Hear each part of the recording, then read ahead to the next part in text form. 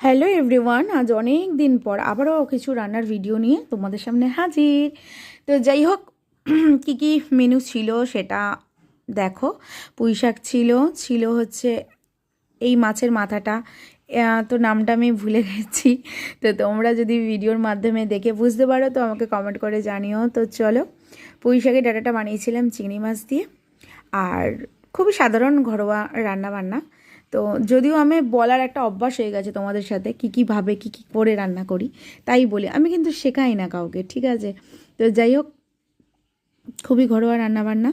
তো আমার এই ছোট্ট রান্নার মিনি ব্লগটা তোমাদের কীরকম লাগলো কমেন্ট তো নিশ্চয়ই করবে, সেটা আশা রাখছি আমি তোমাদের কাছে।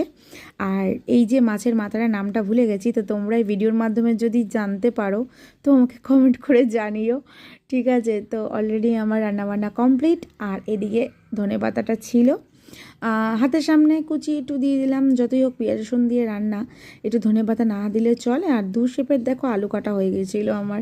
তো চলো টাটা, দেখা হচ্ছে নেক্সট কোনো ভিডিওতে।